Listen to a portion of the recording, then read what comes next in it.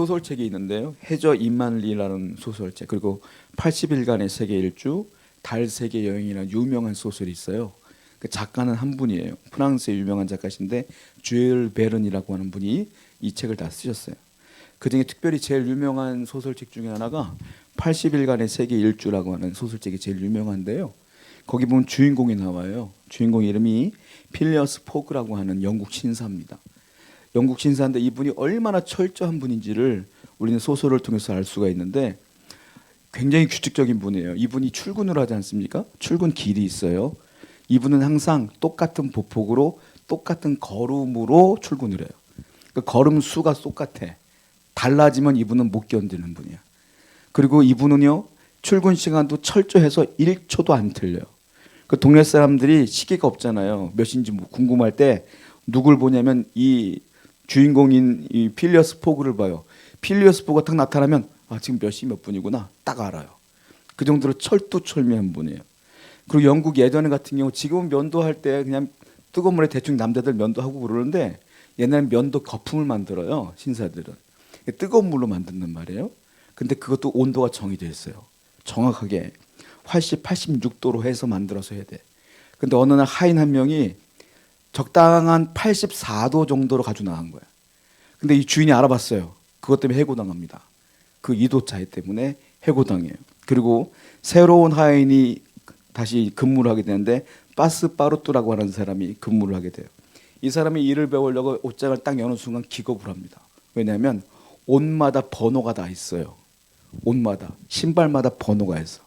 옷이 만약에 자켓이 1번이면 바지도 1번을 찾아야 돼. 1번, 1번, 1번 맞춰놓고 신발까지 딱 맞춰놔야 돼. 그 주인이 자기가 외출 나갈 걸 번호별로 쫙 해놓은 거야. 그러니까 이 새로운 하인이 너무 쉬운 거예요. 자기가 할 것도 없어. 주인이 정해놓은 대로 그대로만 갖다 주면 되는 거야. 그렇게 일을 했어요. 이 사람은 굉장히 냉정하고 이 주인공은 굉장히 지적인 삶을 살았어요. 옛날에 영국 신사라고 하는 이미지가 이런 이미지였어요. 이성적이고 냉철하고 그리고 상당히 똑부러지고 규칙적인 생활하는 사람들을 영국 신사라고 했단 말이에요. 나름대로 그분들은 합리적이겠죠. 그런데 정반대의 삶을 사는 사람도 있어요. 이렇게 사는 사람만 있는 건 아니잖아요. 정반대에 사는 사람이 있어요. 시간 안 지키는 사람이 있어. 시간을 안 지키고 그리고 즉흥적인 분들이 있어요. 갑자기 기분이 좋아 여행 떠나는 분이 있어. 이런 분들이 있단 말이에요. 정반대의 삶을 살아요. 부부가 결혼을 하면 우리는 흔히 생각해요. 나랑 비슷한 사람을 만나면 좋겠다는 생각을 해요. 그런데 대부분의 부부는 그렇습니까? 아닌 것 같아. 다 정반대로 만나는 거죠. 희한해. 그 희한해요. 처음에는 비슷한 부분이 있는 것 같아서 결혼을 하는데 살다 보니까 다 달라. 오죽했으면 이런 책이 있겠어요. 존 그레이라는 분이 책을 썼는데 화성에서 온 남자, 금성에서 온 여자는 책이 있어. 남자는 화성 사람이고요. 여자는 금성 사람이래. 우리나라 대한민국의 전라도 사람, 강원도 사람, 뭐 충청도 사람, 뭐 경남 사람 이런 게 아니라 그냥 별이 달라. 별이. 남자는 화성에서 왔고 여자는 금성에서 왔다. 그러니까 똑같은 게 하나도 없죠. 예를 들자면 이런 거예요. 남자 같은 경우는 어떤 분은 굉장히 합리적이고 철두철미하고 규칙적인 분이 있어요. 저는 어떤 것 같아요? 저는 이렇게 퉁퉁해 보이지만 나름대로 예민해. 나름대로 예민해요. 저는 제 물건이 제자리에 있어야 돼요. 저는 외출을 나갔다 오잖아요. 아무리 피곤해도 내 옷걸이에 걸어야 될 때 내 옷을 걸어놓고 해야 될 거 다 해놓고 물건 다 갖다 놓고 그 다음에 씻어.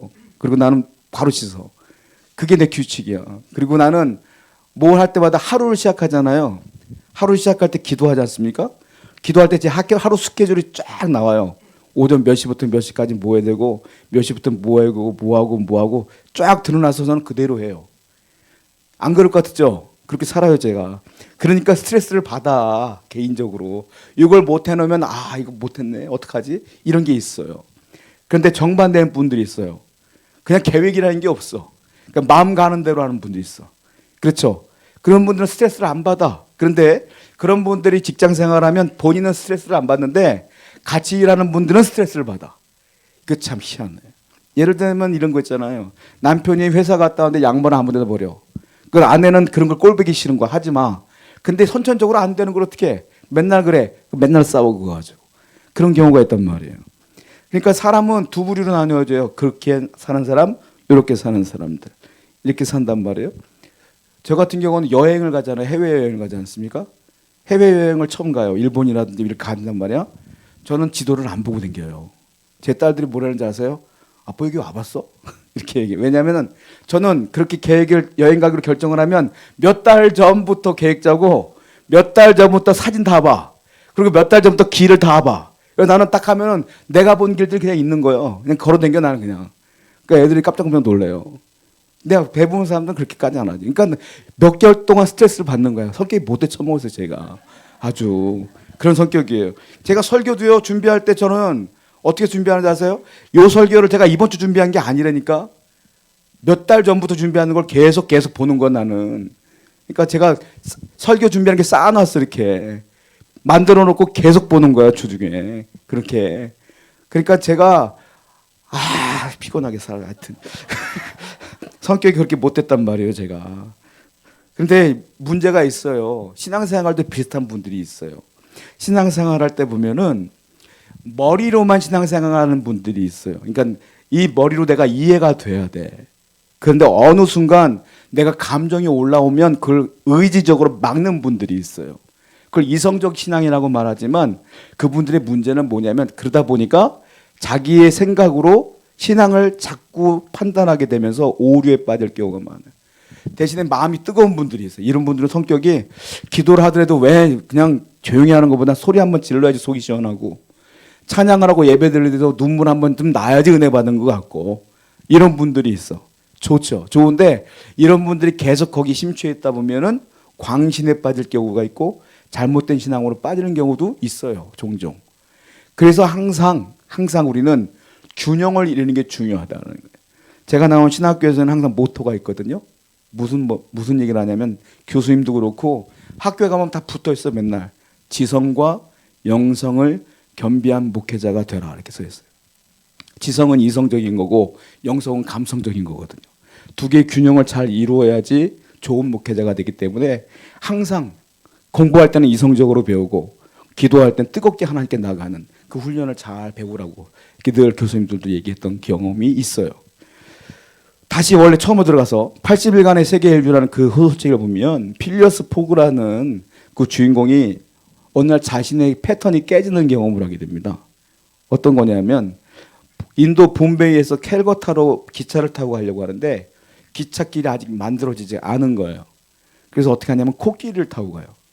코끼리를 타고 캘거타로 가는데 충격적인 사건을 맞이합니다. 장례식장을 보게 되는데 남자가 죽었어요. 장례를 치르는데 브라만 교도는 남자가 죽었으면 살아있는 아내도 같이 화장시키는 거예요. 가장 죽이는 같이.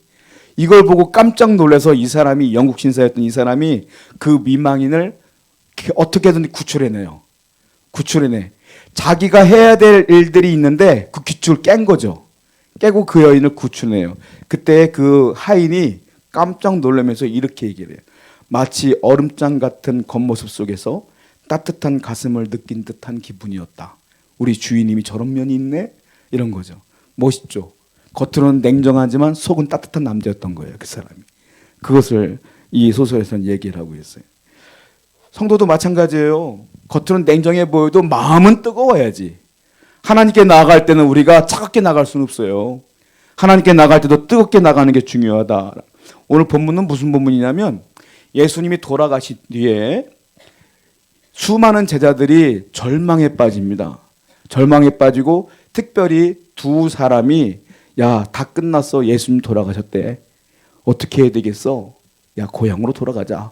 하고 고향으로 두 사람이 돌아가요. 우리가 잘 아는 사람들이야. 엠마오로 가는 두 제자 이야기. 이 사람들이 엠마오로 가고 있는 거예요. 그러다가 예수님을 만나게 되는 것을 우리가 볼 수가 있어요. 자, 우리가 세상을 살다 보면은 내가 원대로 안 될 때가 있어요. 안 될 때 어떻게 됩니까? 마음이 차갑게 식어요. 여러분들이 기도해도 응답이 안 오면 차갑게 신앙이 식어버려요. 여러분들이 원하는 대로 안 되고 고난이 자꾸 닥치면 굉장히 어려워진단 말이에요. 그때 우리 신앙도 식어버려요. 그때 주님께서 놀랍게도 이 두 사람을 만나러 온 거예요. 그리고 다시 뜨거워져. 참 기가 막힌 거야. 여러분, 환경이 내가 원하는 대로 안 되면 내 신앙은 뜨거워 차가워지지만 그럼에도 불구하고 주님 만나면 다시 뜨거워지는 게 신앙이야. 그러니까 여러분들이 어렵고 힘들 때에 우리 주님은 주목하고 계신다고. 그러다가 여러분들이 더 차가워지기 전에 주님이 여러분들을 만나러 오실 줄로 믿습니다. 그럼 우리 신앙이 다시 회복되는 거예요. 자, 본문 말씀 보겠습니다. 32절이에요. 시작. 그들이 서로 말하되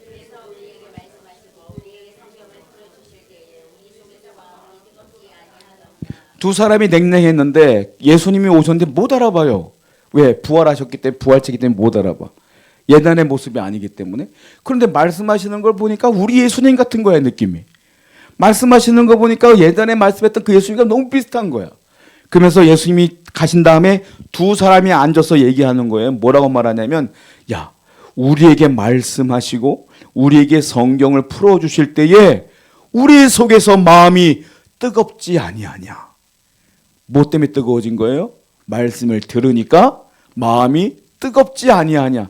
여러분을 뜨겁게 만드는 건 뭐냐면 말씀이에요. 말씀. 하나님의 말씀을 가까이 하는 사람은 다시 신앙이 뜨거워지는 거예요.